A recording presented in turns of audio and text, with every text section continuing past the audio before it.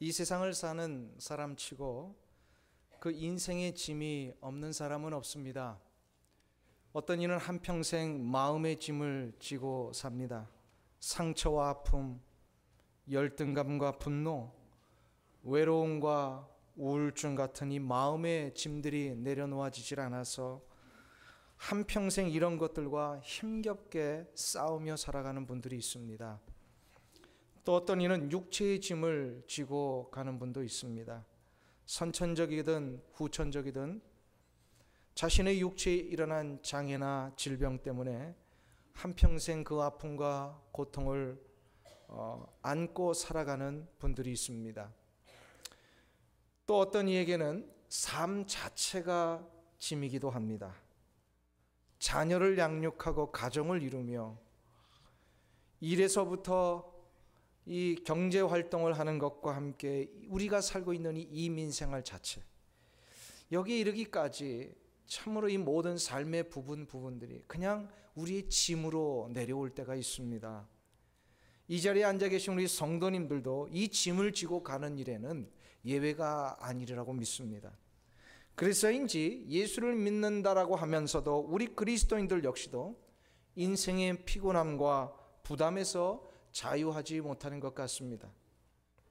그렇다면 예수 그리스도를 믿어 구원에 이른 우리 성도들과 아직도 예수를 믿지 않는 세상 사람들과의 삶에 그런 별반 차이가 없다는 말인가?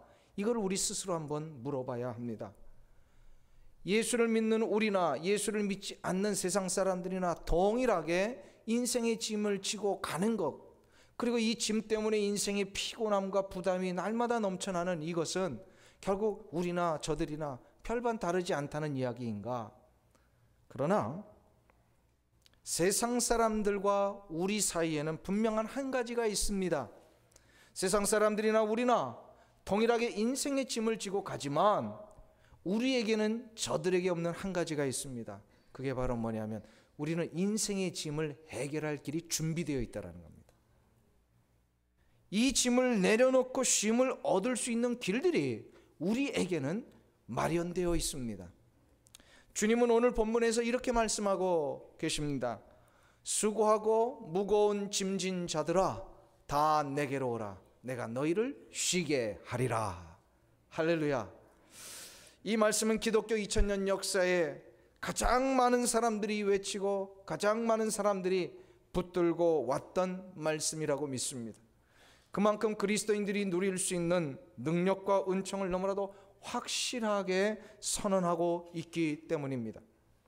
모두가 인생의 짐 때문에 피곤해하고 거기 짐에 지쳐 있는 이 상황에서 이 말씀만큼 우리의 삶을 복되게 하고 회복시키는 이 능력을 주는 말씀도 없습니다. 이 말씀에는 우리 주님이 우리에게 가르쳐 주시고자 하는 인생의 짐을 내려놓는 방법이 마련되어 있습니다. 그래서 오늘은 이 방법을 한번 좀 더 디테일하게 자세히 살펴보려고 합니다. 이 자리에 앉아 계신 사랑하는 성도님들 가운데 아직도 인생의 짐 때문에 힘들어하는 분이 있다면 오늘 주님이 말씀하신 수고하고 무거운 짐진 자들아 다 내게로 오라는 이 말씀을 통하여 어떻게 우리 인생의 짐을 내려놓을 것인가, 거기에 대한 해답을 얻기를 간절히 소망합니다. 오늘 본문에 의하면 몇 가지로 그것을 가르쳐주고 계십니다. 첫 번째로 인생의 짐을 내려놓고 참된 쉼을 얻기 위하여서는 우리의 짐을 가지고 예수님에게로 나아가야 된다라고 말씀하고 있습니다. 한번 따라하겠습니다. 우리의 짐을 가지고 예수님께 나아가라. 오늘 본문 28절을 한번 보겠습니다. 28절 말씀을 우리 같이 다시 한번 합독합니다. 수고하고 무거운 짐진 자들아 다 내게로 오라. 내가 너희를 쉬게 하리라. 할렐루야. 여기서 수고하는 짐이라는 것은 무슨 뜻일까요? 이것은 내가 열심히 노력하면서 얻게 되는 나의 어떤 의지와 나의 계획 속에서 내가 이렇게 원하는 길을 가다가 얻게 되는 그런 짐을 말합니다. 무거운 짐이라고 하는 것은 나의 의지와 상관없이 내 인생을 가는 동안에 일방적으로 나에게 그냥 찾아오는 짐을 얘기를 합니다. 그러니까 그냥 주어지는 짐입니다. 수고하는 짐이나 무거운 짐이나 동일하게 우리 인생을 힘들게 하는 것은 마찬가지입니다. 주님이 말씀하십니다. 수고하는 짐을 진진 자들, 또 무거운 짐을 진 자들 다 내게로 오라. 이 말씀은 무엇입니까?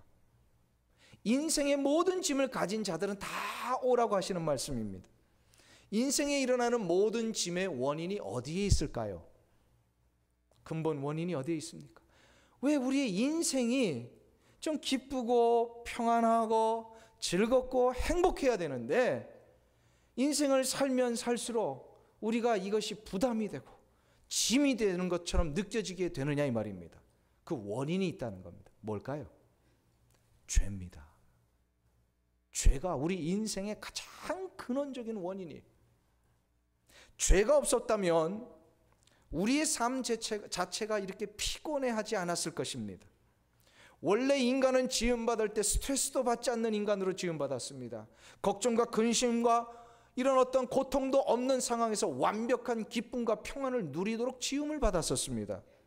아담과 하와가 에덴 동산에서 하나님 앞에 지음받을 때 그렇게 지음받았어요. 그런데 아담과 하와가 한순간에 탐욕에 못 이겨서 선악과를 따먹음으로 인하여서 이 아담과 하와에게 죄가 시작이 됐습니다. 근데 문제는 이 죄가 그 이후에 태어나는 모든 아담과 하와의 후손들에게 죄가 그대로 이어지게 되었더라는 거예요. 죄를 갖고 태어납니다, 인간이. 그러니까 최초의 인간인 아담과 하와가 지은 죄 때문에 그 죄로 인하여 모든 인간은 땀을 흘리며 수고하는 인생을 살 수밖에 없었습니다. 그 이후에 태어나는 모든 인간들은 그래서 이 죄로 인한 그 결과들을 안고 태어납니다. 그래서요, 걱정과 근심이 있습니다. 요즘 어린아이들도 얼마나 스트레스가 많은지 아세요? 인생을 별로 살지도 않았는데 조그만 것들이 말이에요. 막 이 스트레스를 받고 살더라고요. 왜 그러냐면요, 우리 인간 자체가 죄된 본성을 가지고 태어나기에 우리 안에 이제 죄의 결과들이 막 나타나는 거예요. 그래서 우리 안에요, 막 걱정과 근심이 시작이 됩니다. 외로움과 고독이 닥쳐왔습니다. 마음의 분노와 미움, 열등감과 이 상처들이 인간 내면의 깊숙한 곳에 막 뿌리 깊게 박혀 있습니다. 걱정하지 않아도 되는 일이었던 이 가정의 문제, 자녀의 문제, 이거 축복 아닙니까? 행복의 현장 아닙니까? 그런데 가정과 자녀의 문제를 안고 살면 살수록 부담이 되고 상처가 되고 두려움이 되고 인생의 계획을 멋지고 정말 아름답게 꾸며가야 되는데 인생의 계획을 세우면 세울수록 우리에게 걱정과 염려의 짐이 더 많아지더라는 겁니다. 왜 그럴까요? 죄 때문입니다. 죄가 그렇게 만들어버렸습니다. 그렇기 때문에 이 문제를 해결하기 위하여서는 인생의 그 부담과 이 짐들을 해결하기 위해서는요, 근본적인 문제를 해결해야 됩니다. 근본적인 문제가 바로 죄의 문제입니다. 죄의 문제를 해결해야만 우리 인생의 짐이 내려놓아지더라는 겁니다. 죄의 문제를 해결하실 수 있는 분은 누구이십니까? 예수 그리스도 밖에는 없으십니다. 그래서 우리가 우리의 인생의 짐을 예수님에게로 가져갈 때에 짐을 내려놓기 전에 먼저 해결해야 될 게 나의 죄의 문제를 해결해야 되는 거예요. 예수님 앞에서 죄의 문제를 해결하는 것이 근본적인 문제 해결입니다. 이 시대에도요, 아주 유능한 의사들, 아주 정말로 명의들 보세요. 근원 치료를 하시는 분들이에요. 발목이 부러졌는데 진통제만 주는 의사는 가짜다 진짜다. 그건 자격 없는 거예요. 진짜 의사라면요, 이거를 정확하게 보고서 엑스레이 찍고 부러졌고 금이 갔으면 이거를 어떻게 이거 뭐라 그러죠? 이름도 잊어버려서 딱딱하게 하든지 아니면 수술해서 맞추든지. 그래가지고 이 근본적인 문제를 해결해주고 그래도 고통이 있으면요, 진통제를 그때 주는 거잖아요. 근원 치료를 할 줄 모르면요, 문제 해결이 되질 않습니다.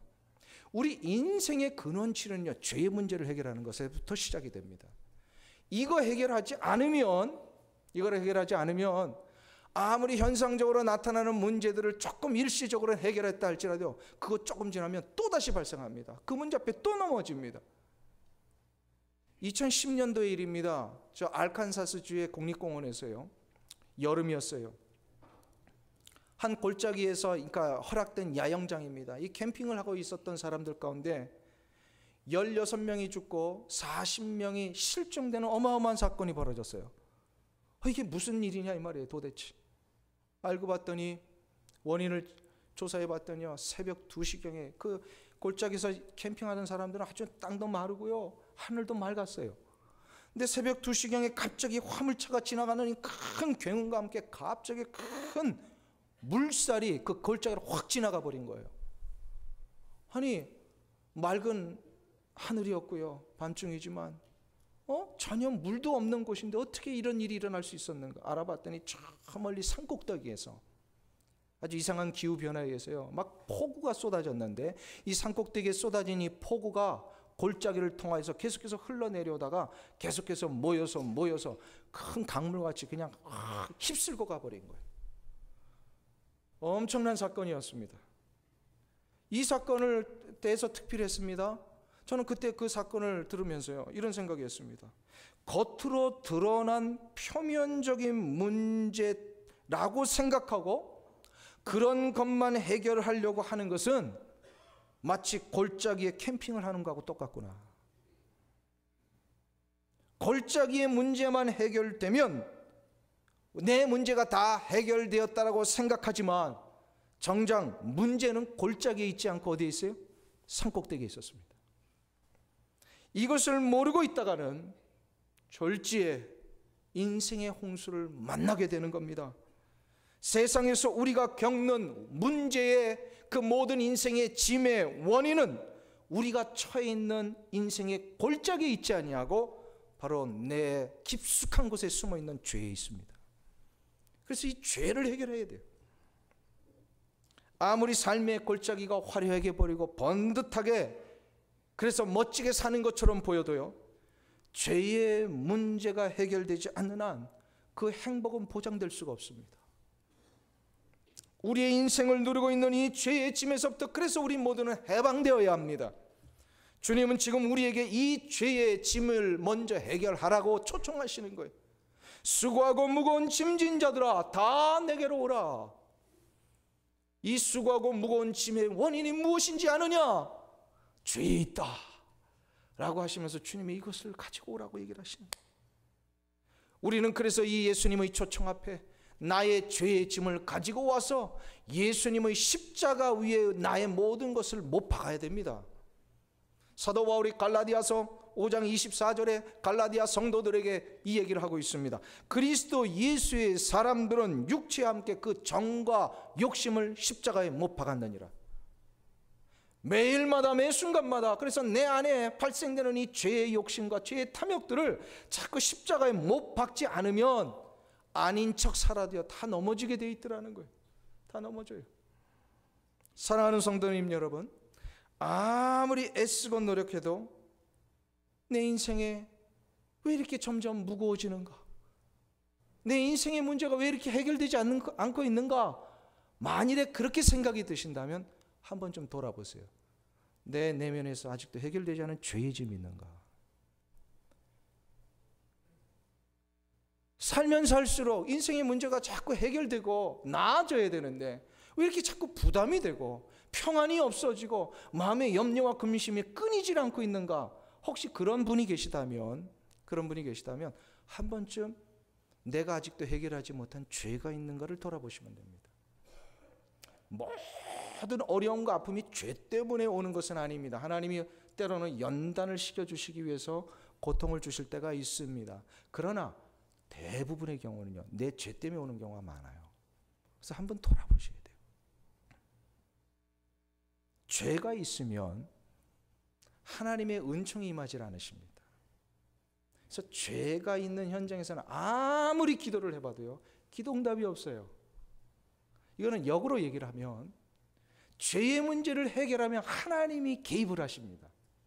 죄의 문제를 해결하고 나면 내가 부르짖는 이 자리에 하나님의 은총의 역사가 시작이 됩니다. 그래서 죄의 문제를 해결하면요, 기도 응답이 있어요.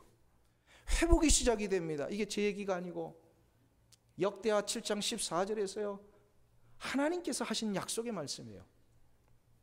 뭐라고 얘기를 하십니까?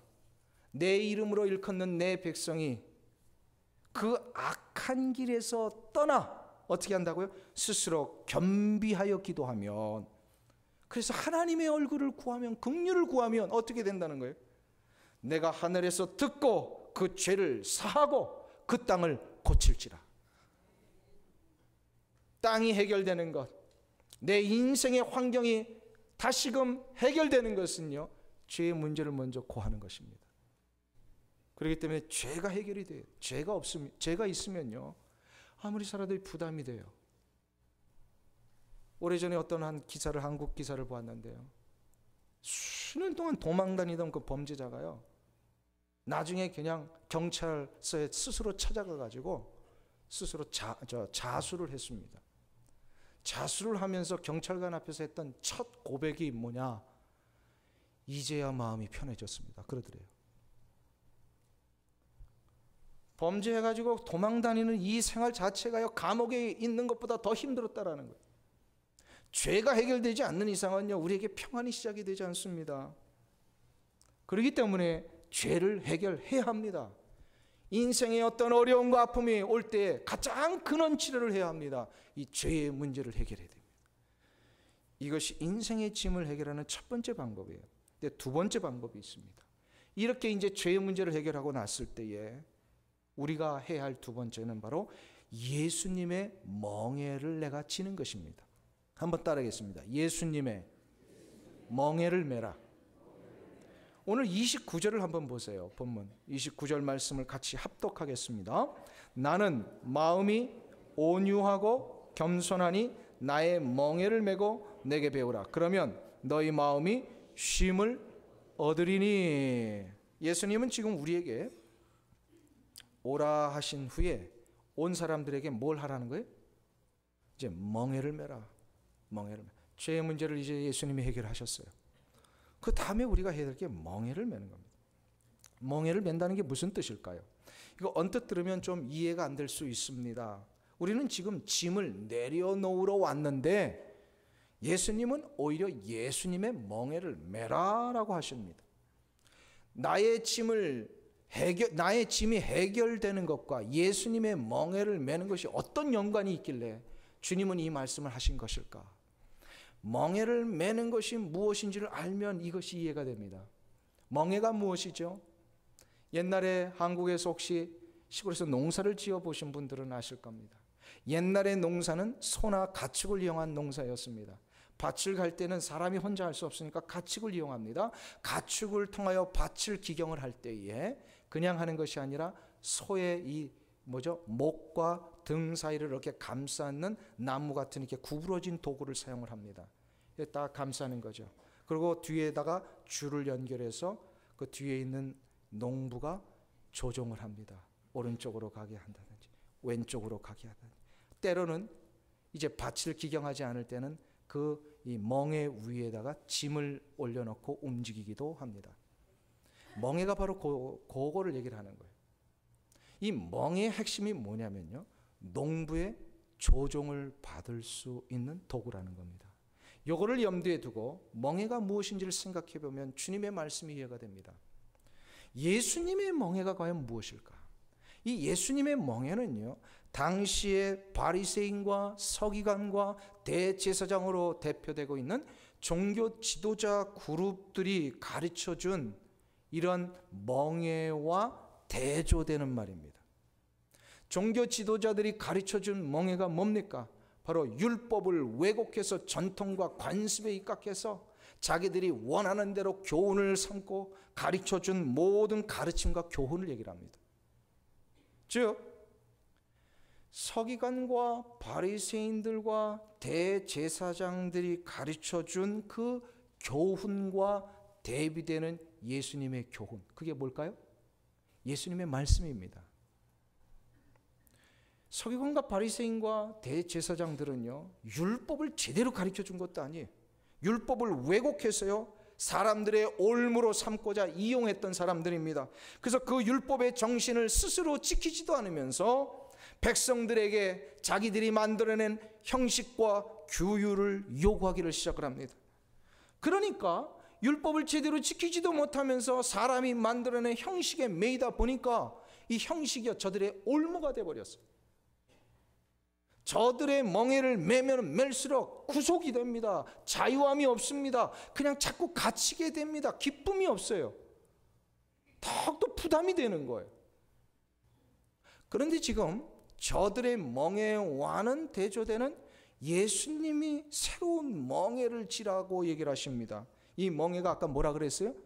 예수님의 가르치심, 곧 하나님의 나라를 선포하시고 우리의 참된 인생의 길을 인도하시는 진리의 말씀이 예수님의 멍에입니다. 이 예수님의 멍에를 지지 못하니까 어떻게 됩니까? 저 바리새인과 서기관들, 이런 율법을 잘못 해석한 저들의 멍에를 지고 가니까요, 예수님의 그 멍에를 지을 겨를이 없는 거예요. 말씀을 받아들일 여유가 없는 거예요. 그러니까 이들이 깨닫지도 못하고 영적으로 하나님 앞에 주시는 생명의 능력을 얻지도 못합니다. 그래서 예수님이 11장 초반부에서부터 계속해서 이거 책망하고 계셨어요. 질책하셨어요. 서기관과 바리새인들을 향하여 잘못되었다고 얘기를 합니다. 저들의 가르침을 받은 이스라엘 백성들도 영적으로 어두워지니까 예수님이 너무 안타까워서 질책을 하셨어요. 그 질책이 바로 오늘 본문 앞에 나오는 20절에서 24절이에요. 한번 보세요. 24절에 20절부터 보면 예수께서 권능을 가장 많이 베푸신 고울들이 회개치 아니하므로 그때 책망하시되 화가 있을진저 고라신과 화가 있을진저 벳세다야 너에게 행한 모든 권능을 두로와 시돈에서 행했다면 너희가 벌써 베옷을 입고 앉아 회개하였어. 벌써 돌아왔을 텐데 저들의 멍에를 지고 가니까 전혀 돌아오질 못하는 거예요. 생명의 역사가 없는 거예요. 형식적인 버리면요, 아무리 신앙생활 오래 해도요 생명의 능력이 없습니다. 10년 20년 아무리 그 교회 다닌 연수로 우리에게 나가와봤어요. 그게 소용이 없는 거예요. 세상의 형식과 이런 올무에 빠져 있으면요, 아무리 교회를 오래 다녀도 기쁨을 잃어버려요. 예배에 감격이 없어요. 만일에 내가 지금 이 자리에 앉아 있는데도 하나님을 만나는 이 열망이 없고 예배에 대한 감격이 없다라고 혹시 느끼신다면요, 지금 여러분이 예수님의 멍에가 아니라 혹시 저런 율법의 멍에에 매여 있는 것은 아닌가 한번 되돌아보십시오. 예수님의 멍에는요 말씀이라 그랬습니다. 말씀의 멍에를 붙드는 자, 말씀의 멍에를 맨다라고 하는 것은 무엇입니까? 바로 그 예수님의 말씀 아래에 들어가는 겁니다. 말씀 아래에 들어가는 게 뭐예요? 말씀을 붙드는 겁니다. 순종하는 겁니다. 그래서 말씀의 멍에를 매는 자는 예수님의 말씀에 순종하게 되어 있습니다. 이 순종을 하면 어떻게 되죠? 아까 멍의 가장 핵심이 뭐라고 그랬습니까? 농부에 뭘 받는다고요? 조종을 받습니다. 예수님의 멍에를 매는 자는요, 그게 말씀을 매는 거잖아요. 말씀을 매는 자는 예수님에게 조종을 받습니다. 예수님에게 조종을 받으면 어떻게 됩니까? 예수님이 원하는 대로 살게 되어 있습니다. 예수님이 원하는 대로 살면 생명의 역사가 시작이 됩니다. 더 이상 짐에 눌려 있지 않습니다. 자유와 해방을 얻습니다. 그래서 이것을 요한복음 8장 31절과 32절에서 예수님은 이렇게 말씀하고 계십니다. 한번 보실까요? 요한복음 8장 31절, 32절.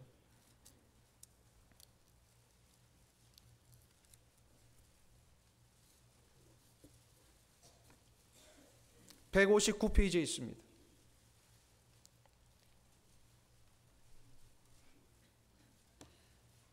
요한복음 8장 31절 32절 우리 같이 한 목소리로 읽겠습니다. 그러므로 예수께서 자기를 믿은 유대인들에게 이르시되 너희가 내 말에 거하면 참 내 제자가 되고 진리를 알지니 진리가 너희를 자유케 하리라. 할렐루야. 여기서 보세요.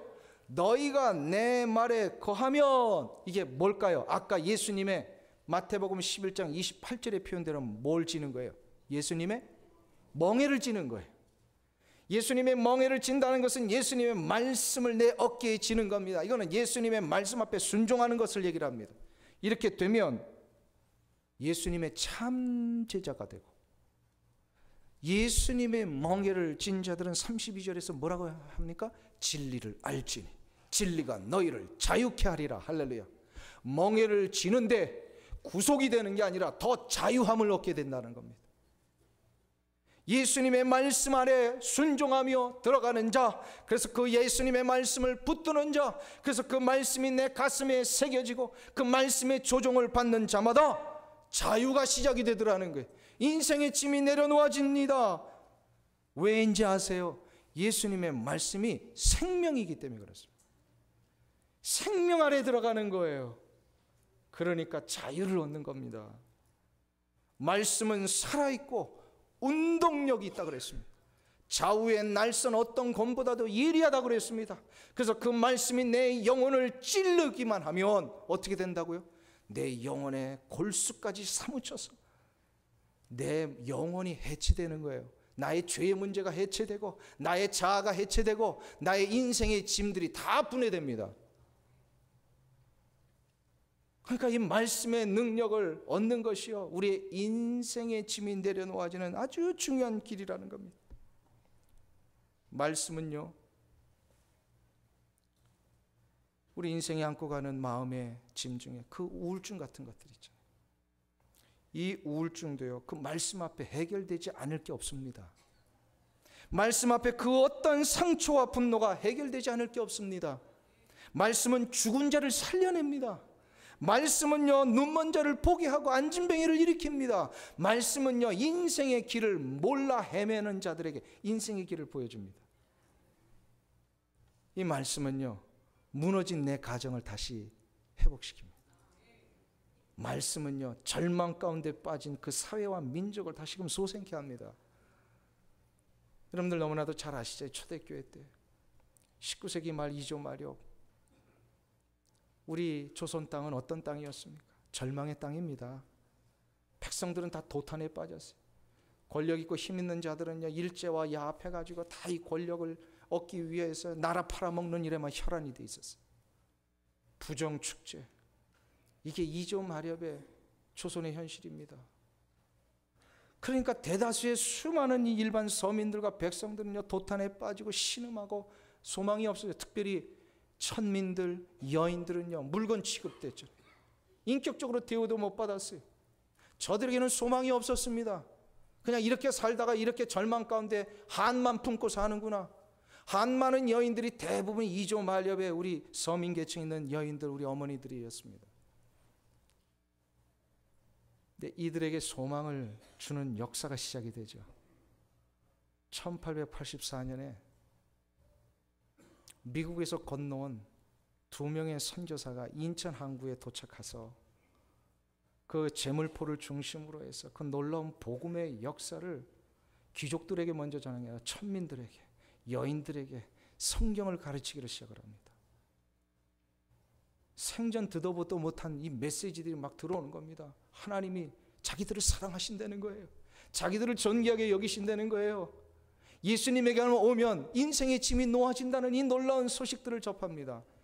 저들이요, 이 생명의 말씀을 다 가슴에 새기고 이 말씀을 붙들고 삽니다. 어떻게 됩니까? 조선 땅이요, 누구에 의해서 회복이 됩니까? 바로 이 여인들과 이 천민들과 말씀을 붙들고 살았던 수많은 그리스도인들에 의하여서 조선 땅이 회복이 되고, 일제 마렵의 그 엄청난 핍박 앞에서도 굳건히 민족과 나라를 지켰던 사람들이 다 이 말씀 붙들었던 성도들이었어요. 말씀 때문에요, 그 생명이 살아나고 그 말씀 때문에 우리 민족이 다시 한번 소생함을 얻은 겁니다. 그렇기 때문에요, 신음하는 나라들에게 이 말씀을 전해줘야 됩니다. 신음하는 인생이 있다면 이 말씀이 심겨져야 됩니다. 말씀은요, 그 가정을 일으킬 뿐만 아니라 그 사회와 민족을 다시 한번 소생케 합니다. 인생의 문제 해결은요, 말씀에 있습니다. 예수님이 그래서 멍에를 매라고 하십니다. 이게 말씀이에요. 제가 개인적인 간증을 하나 하려고 합니다. 제가 한번 일전에 했던 간증인데요, 오늘 이 말씀을 들으면서 한번 또 나누고 싶어서 여러분에게 간증을 합니다. 제가 미국에 오기 전에 갓 결혼해서 신혼살림을 꾸미며 그때 이제 첫 아이가 태어나서 6개월이 되었을 때의 일입니다. 신학교를 졸업하고 하나님의 나라와 복음의 역사를 어떻게 할 것인가 좀 더 준비하고 싶어서 미국 유학을 이제 준비하고 있었습니다. 그래서 학교에 연락을 해서 내가 가고 싶습니다. 그래서 학교로부터 입학 허가서를 받고 그 어드미션 서류를 가지고 이제 미국 가기 위해 종로에 있는 대사관에 가서 비자를 신청을 했습니다. 비자를 신청을 하는데 뭐 제 딴에는 아주 완벽하게 서류를 준비했다고 생각하고 갔는데 보기 좋게 창구에서 인터뷰하는데 NO 그러더라고요. 못 간다는 거예요. 영사가 못 간다고 얘기를 하는데 이걸 옆에서 통역하고 있는 한국 여자가 더 얄밉게 얘기를 하더라고요. 그래서 상처가 됐어요. 아니 이렇게 가고 싶은데 왜 못 가게 하는가. 꿈을 가지고 뭔가를 준비하려고 하는데 집으로 돌아왔어요. 일주일 동안 기도하면서 하나님 앞에 하나님의 나라를 위해서 이렇게 준비하려고 가고 싶은데 영사가 못 가게 하네요. 안 된다고 하네요. 어떻게 하면 좋습니까? 기도하면서 말씀을 묵상하면서 하나님의 뜻이 어디 계신가 계속해서 보는 중에 성경 말씀을 쭉 읽어가는데 시편 37편 5절에서 6절이 제 가슴에 막 와닿기를 시작을 합니다. 너의 길을 여호와께 맡기라. 저를 의지하면 저가 이루시고 내 의를 빛같이 나타내시며 내 공의를 정오의 빛같이 하시리로다. 얼마나 그때 제가 절박했겠습니까? 그러니까 이 말씀이 200% 믿어지는 거예요. 내 길을 인도하시겠다는데 하나님 저는 이 말씀 믿습니다. 나의 길을 인도하신다고 약속하셨습니다. 하나님 주님의 말씀 붙들고 제가 갑니다. 그래서요 용기를 냈어요. 내 길 인도해 주시겠다는데 다시 비자 인터뷰 신청하자. 근데 똑같은 서류니까 뭐 달라질 건 없어요. 아무리 생각해봐도. 그래서 똑같은 서류에다가 제가 장문의 편지를 하나 썼습니다. 장문의 편지를 썼어요. 그러면서 저의 상황을 이야기를 하기를 시작을 합니다. 그 영사가 첫 번째 인터뷰에서 왜 안 됐냐고 그랬냐면요. 제 이 서류를 딱 보더니 재정적으로 당신 세 식구가 가가지고는 이 재정 가지고 공부할 수 없다는 거예요. 분명히 당신은 공부를 핑계로 미국에 눌러 앉을 사람이다. 그래가지고 영사가 노한 거거든요. 그래서 어떻게 하면 좋을까 그러다가 제가 편지 속에 이렇게 썼습니다. 나는 하나님의 나라를 위하여서 준비하고 있는 목회자입니다. 하나님의 나라는 나 혼자 가는 게 아니라 내 가족과 같이 가야 합니다. 그래서 단 한 달을 미국에서 공부하더라도 나는 내 가족하고 같이 가서 공부해야 되겠으니 이 점을 다시 한번 생각해 달라고 그래서 쭉 편지에 썼어요. 두 번째는요, 가는 것도 아니에요. 그냥 서류만 제출하는 거예요.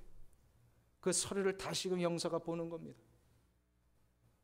근데 하루가 지나고 이틀이 지나도 연락이 없는데 일주일 만에 전화가 왔는데 무슨 영어로 전화가 오더라고요. 어디서 왔겠어요? 대사관에서 전화가 온 거예요. 그 대사관에서 당신 비자가 나왔으니 받아가십시오. 제가 그때 너무너무 감격했어요. 하나님의 약속의 말씀은 틀림이 없구나. 너의 길을 여호와께 맡기라. 저가 너의 길을 인도하시리라. 이 말씀은요, 그냥 뭐 복잡하게 해석할 말씀이 아니에요. 그냥 있는 그대로 받는 말씀이에요. 이 말씀을 받고 이 말씀을 나의 멍에로 붙들며 믿고 의지하며 가는 자에게는요, 말씀의 약속이 내 삶에 축복이 됩니다. 아무리 인생의 문제가 얽히고 설키고 복잡해도 말씀의 멍에를 붙들고 가는 자에게는 생명의 길이 열리게 되어 있습니다. 이게 바로 인생의 짐이 내려놓아지는 방법입니다. 그러니까 우리가 말씀에 귀를 기울여야 돼요. 말씀에 눈이 떠져야 됩니다. 이게 바로 예수님의 멍에를 지는 겁니다. 세 번째로, 우리 인생의 짐을 내려놓고 참 쉼을 얻는 방법은 어디에 있느냐? 바로 예수님을 알아가는 데 있습니다. 한번 따라했습니다. 예수님을 알아가라.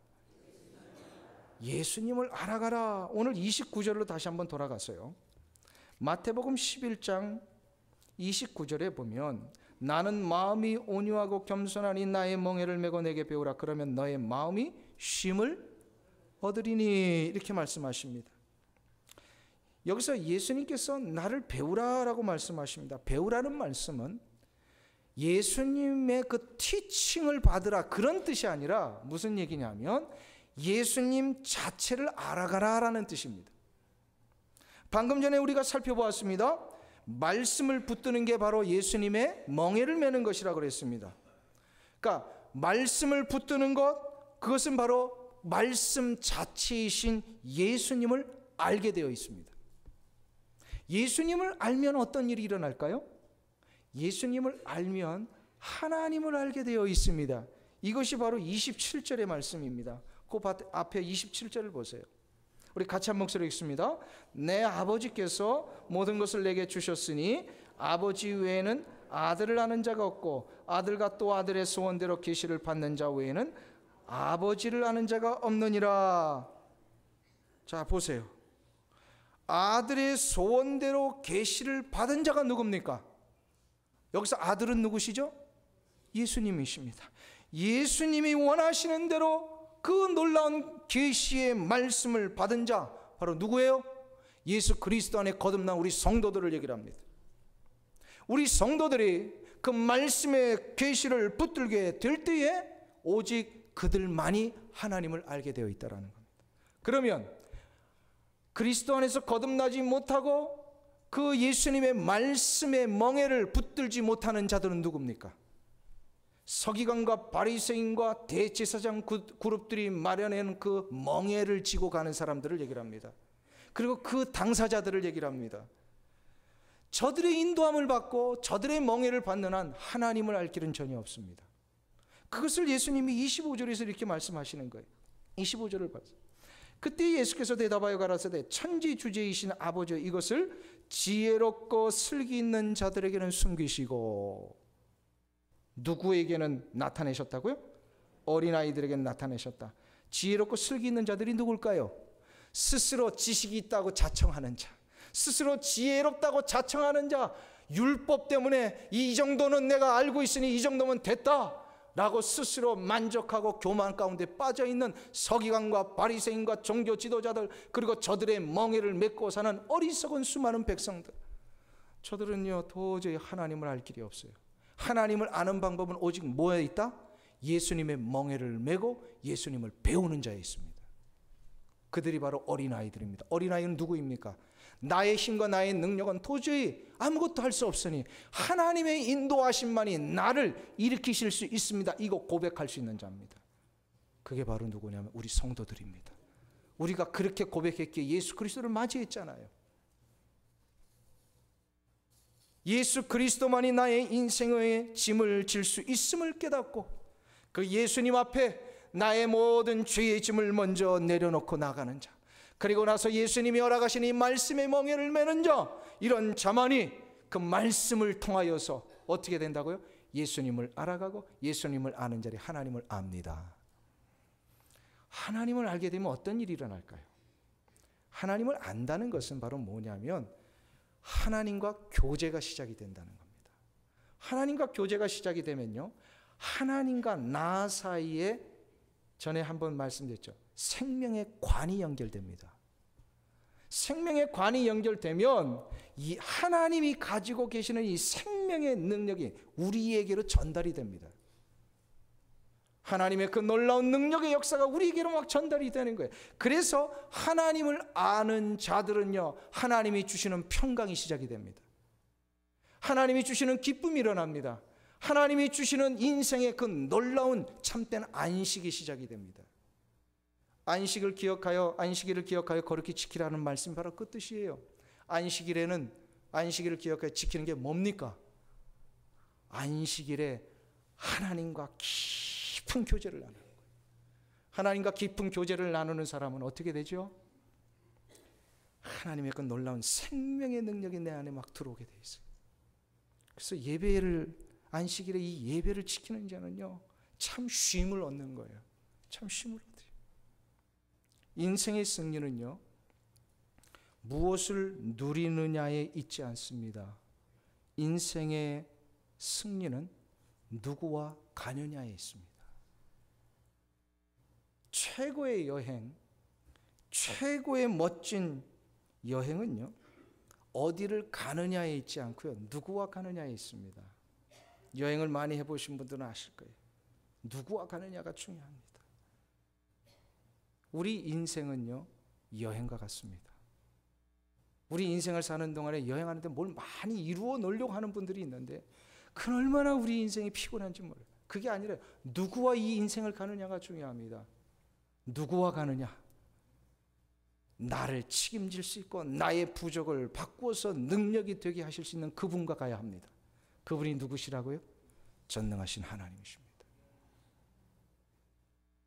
일전에 작년에 우리 교회에 오셔서 부흥 집회 하셨던 그 이용걸 목사님이요, 사석에서 그 얘기를 해주셨어요. 우리는 아내 또 부인 이렇게 표현하지만 옛날 분들은 뭐라고 얘기를 했습니까? 집사람이라고 표현했죠. 저는 이 집사람이 굉장히 아내를 하대하고 경히 여기는 표현인 줄 알았어요.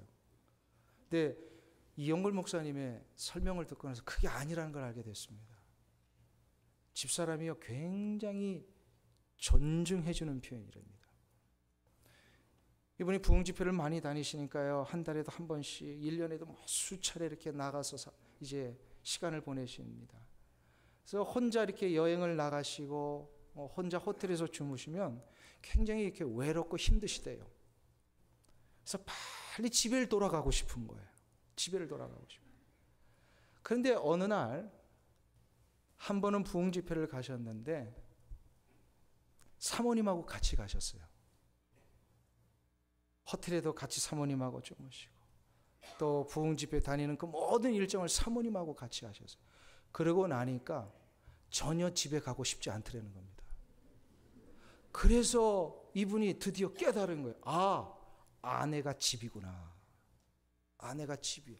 그래서 집사람이라는 거예요. 그분의 해석입니다. 네. 그래서 이거 굉장히 중요한 메시지구나. 어디를 가든지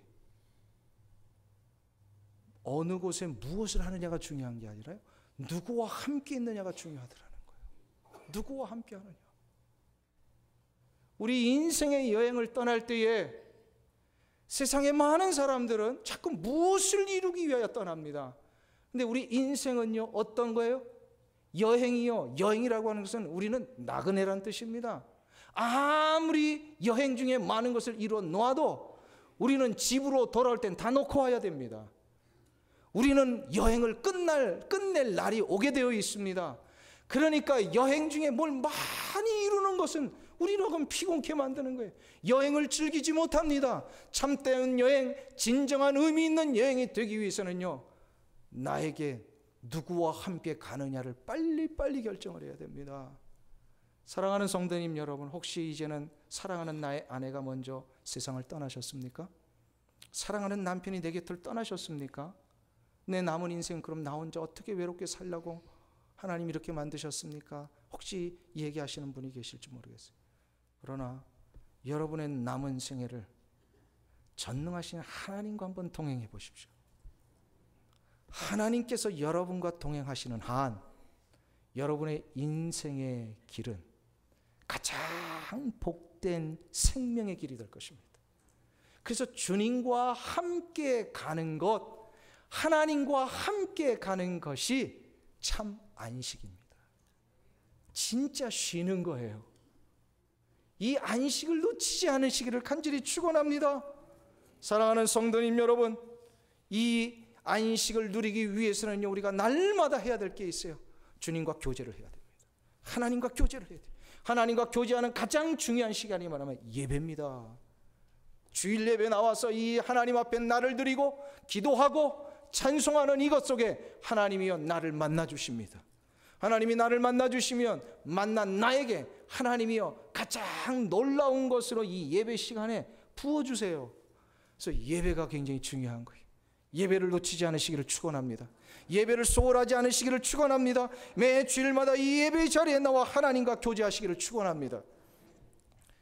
그때 하나님의 그 놀라우신 은총의 역사를 여러분들 경험하실 것이고, 여러분의 인생의 한 주간의 삶을 동행하시는 그 하나님의 인도하심이 분명히 있을 것입니다. 이것을 얻는 자가 진짜 안식하는 자입니다. 이게 쉬는 겁니다. 이 은혜가 있기를 간절히 축원합니다.